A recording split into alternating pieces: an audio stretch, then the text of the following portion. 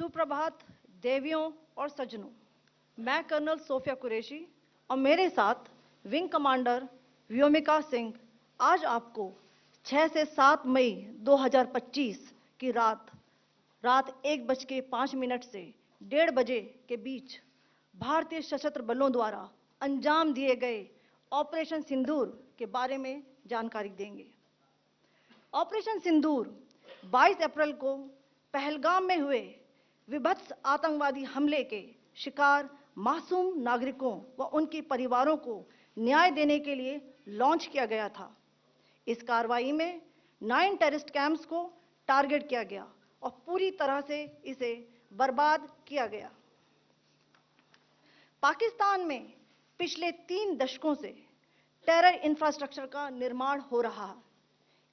इसमें recruitment, indoctrination centres, training areas व launch pad शामिल थे, जो पाकिस्तान और पाक अधिकृत जम्मू कश्मीर POJK दोनों में फैले हैं।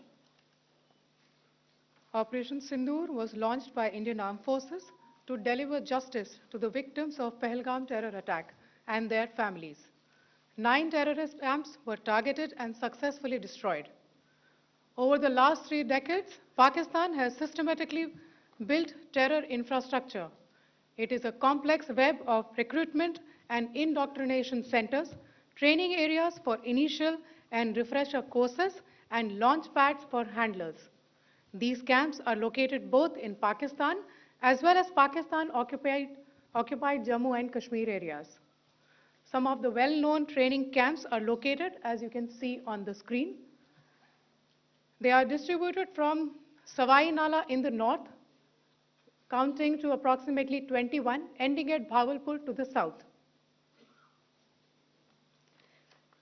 इन लक्ष्यों का चयन विश्वसनीय इंटेलिजेंस सूचनाओं के आधार पर हुआ ताकि आतंक गतिविधियों की रीढ़ तोड़ी जा सके और यह खास ध्यान दिया गया कि निर्दोष नागरिकों और सिविलियन इंस्टॉलेशन को नुकसान न पहुंचे। The selection of these targets for Operation Sindoor was based on credible intelligence inputs and role of these facilities in perpetrating the terror activities. The locations were so selected to avoid damage to civilian infrastructures and loss of any civilian lives. This was done with due diligence, and the camps selected for targeting and their engagement will now be shown to you one by one. POJK के target मैं आपको बताना चाहूंगी। सबसे पहले सवाई नाला camp Muzaffarabad, जो कि POJK के लाइन ऑफ कंट्रोल से 30 किलोमीटर दूर है। यह एक लश्कर-ए-तौयबा का ट्रेनिंग सेंटर था। 20 अक्टूबर 2024 सोनमर्ग, 24 अक्टूबर 24 गुलमर्ग, 22 अप्रैल 2025 पहलगाम, इन हमलों के आतंकियों ने यहीं से प्रशिक्षण लिया था। सैयदना बिलाल कैंप मुजफ्फराबाद, यह एक जैश ए मोहम्मद का स्टेजिंग एरिया है। यह हथियार, विस्फोटक और जंगल सर्वाइवल ट्रेनिंग का केंद्र भी था। गुलपुर कैंप कोटली, यह LOC से 30 किलोमीटर दूर था। लश्कर-ए-तौयबा का बेस था, जो रजौरी, पुंछ में सक्रिय था।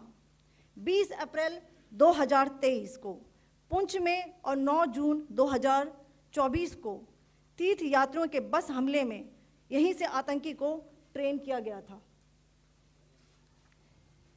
बरनाला कैंप भिंबर, ये LOC से 9 किलोमीटर दूर है। यहाँ पर हथियार, हैंडलिंग, IED व जंगल सर्वाइवल का प्रशिक्षण केंद्र था। अब्बास कैंप कोटली,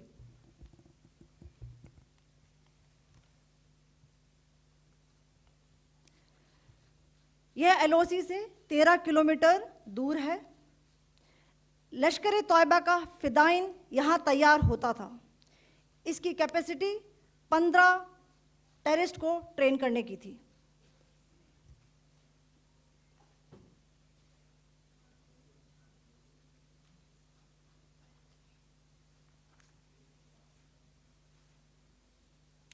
अब मैं पाकिस्तान के अंदर के टारगेट से अवगत कराना चाहूंगी। पहला, सर्जिकल कैंप सियालकोट। यह अंतर्राष्ट्रीय सीमा से 6 किलोमीटर की दूरी पर है, सांबा कठुआ के सामने।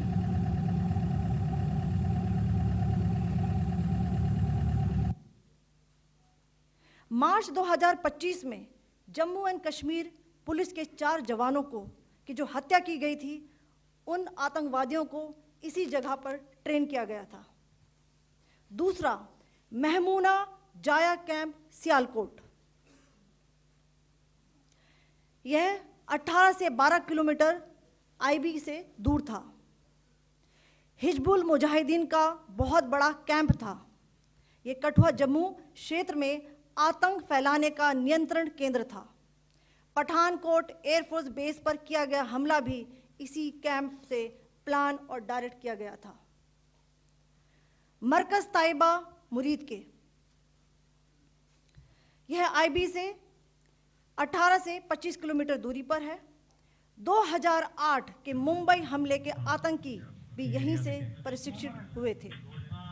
अजमल कसब व डेविड हेडली भी यहां ट्रेन हुए थे।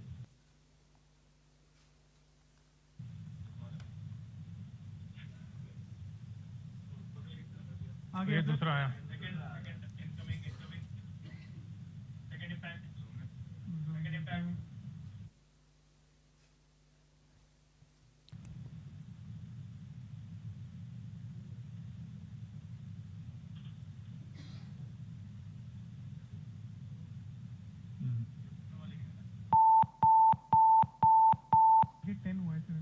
टारगेट 10 हुआ, एंक्लोजर सेम ही है। 7 it is hit the target. हाँ हाँ।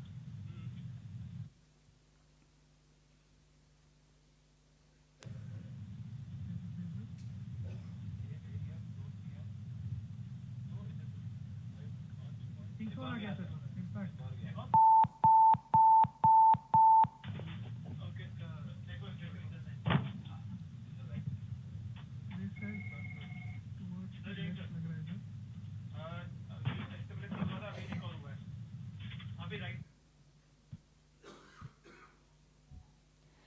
मरकज सुभान अल्लाह भावलपुर, यह इंटरनेशनल बाउंड्री से 100 किलोमीटर दूर है। जैश ए मोहम्मद का मुख्यालय था।